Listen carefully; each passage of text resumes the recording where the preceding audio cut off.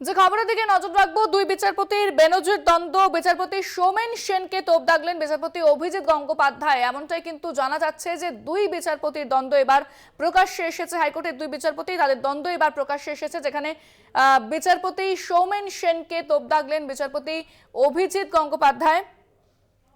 বিচারপতি সৌমেন সেন রাজনৈতিক দলের হয়ে কাজ করছেন, এমনটাই বলেন বিচারপতি অভিজিৎ গঙ্গোপাধ্যায়। সুপ্রিম কোর্টের উচিত তার সব নির্দেশ খারিজ করা। বিচারপতি সৌমেন সেনকে তো বিচারপতি অভিজিৎ গঙ্গোপাধ্যায়ের। বিচারপতি সেন রাজনৈতিক দলের হয়ে কাজ করছেন, সুপ্রিম কোর্টের উচিত তার সব নির্দেশ খারিজ করা, এমনটাই কিন্তু মন্তব্য করেছেন বিচারপতি অভিজিৎ গঙ্গোপাধ্যায়। এ নিয়ে প্রকাশ্যে এসেছে দ্বন্দ্ব। মেডিকেল কলেজ মামলায় বিস্ফোরক বিচারপতি। এজির সঙ্গে উত্তপ্ত বাক্য বিনিময় বিচারপতি গাঙ্গুলির। এজিকে বেনজির তিরস্কার বিচারপতি গাঙ্গুলির। বিচারপতি গাঙ্গুলিকে পাল্টা এজি কিশোর দত্তর। তিনি পাল্টা বলেন বিচারপতি গাঙ্গুলিকে। মেডিকেল কলেজ মামলায় বিস্ফোরক বিচারপতি। এজির সঙ্গে উত্তপ্ত বাক্য বিনিময় বিচারপতি গাঙ্গুলির। বিচারপতি গাঙ্গুলিকে পাল্টা এজি কিশোর দত্তর। আপনার এজলাসে লাইভ স্ট্রিমিং বন্ধ কেন প্রশ্ন করা হয়। আপনাকে বিজেপি ভোটে দাঁড়ানোর প্রস্তাব দেয়নি, সেই প্রশ্ন তোলা হয়।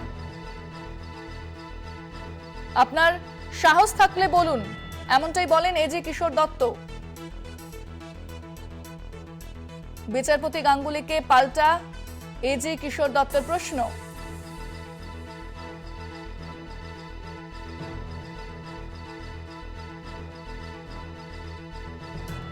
এই ঘটনায় কি বলেছেন রাজ্যের মন্ত্রী চন্দ্রিমা ভট্টাচার্য, শোনাবো আপনাদের।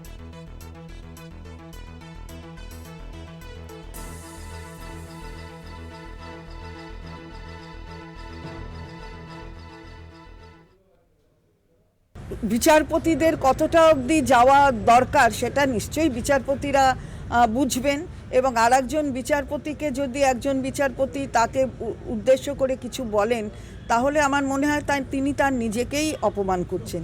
এবং তাহলে তো প্রশ্ন ওঠে যে জাস্টিস অভিজিৎ গঙ্গোপাধ্যায় তিনিই কি কোনো পলিটিক্যাল পার্টির হয়ে কাজ করছেন?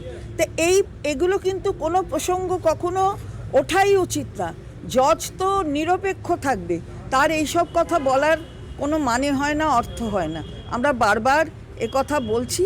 আমার মনে হয় যে মাননীয় বিচারপতি তিনি তার লিমিটটা বুঝবেন, কত অবধি যাওয়া উচিত সেটা বুঝতে পারবেন।